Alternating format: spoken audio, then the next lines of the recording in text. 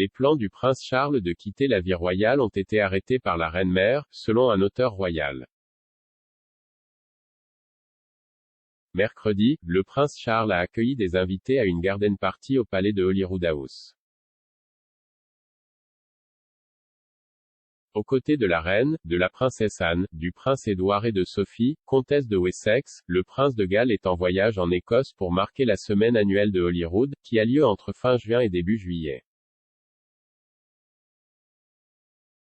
La garden party, à laquelle le monarque n'a pas assisté, a reconnu le bon travail des Écossais dans la communauté. Sa Majesté a délégué ses fonctions royales à d'autres membres de la famille royale ces derniers mois. La reine a souffert d'une mauvaise santé à l'automne de l'année dernière et a été aux prises avec des problèmes de mobilité persistants. Les responsabilités de Charles en particulier se sont intensifiées, alors qu'il se prépare à son nouveau rôle au sein de la monarchie. Cependant, selon un expert royal, l'héritier du trône voulait autrefois abandonner son rôle royal pour une vie en Italie. Gareth Russell, auteur du prochain livre, de Let's Have Another Drink, a affirmé que la reine-mère avait empêché son petit-fils de partir à l'étranger. Prince Charles a accueilli les invités à une garden party au palais de Holyrood mercredi.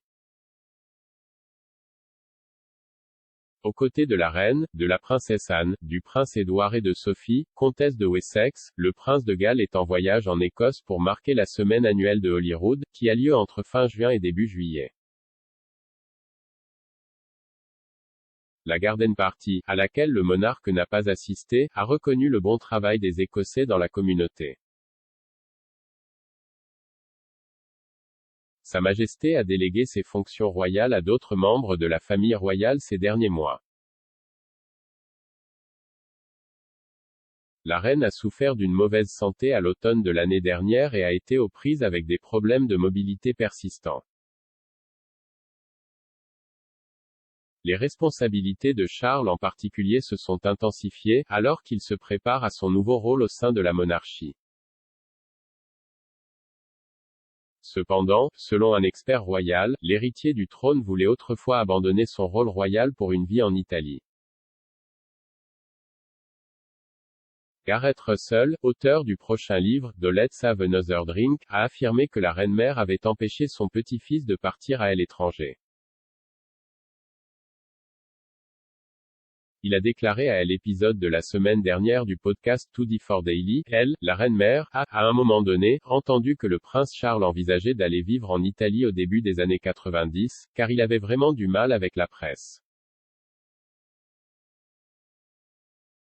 Il était très impopulaire à ce moment-là. Et il envisageait d'aller vivre en Toscane pendant la majeure partie de l'année.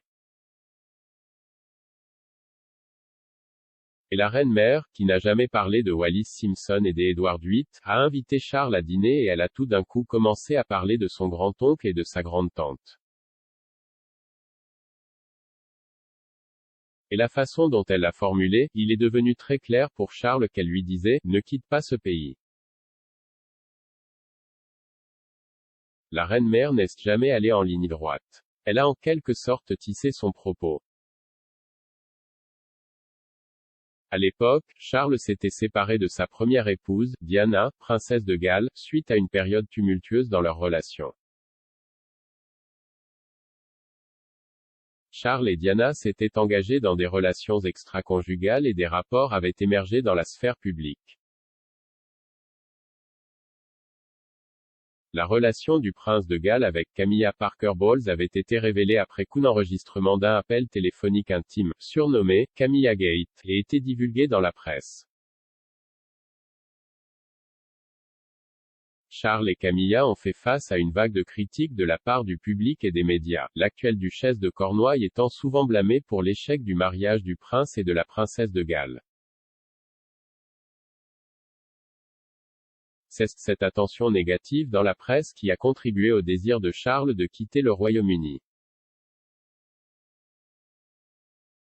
Cependant, la reine-mère, avec qui le prince partageait une relation particulièrement étroite, a persuadé son petit-fils de ne pas abandonner ses fonctions royales.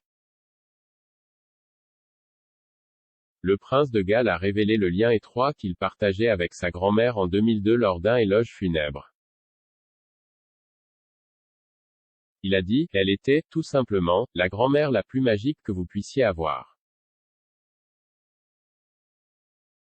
Le message a été télévisé dans tout le Royaume-Uni et montrait un Charles en larmes pleurant la perte de sa grand-mère, bien-aimée. Pour moi, elle signifiait tout, et j'avais redouté ce moment. D'une certaine manière, je n'ai jamais pensé que cela viendrait.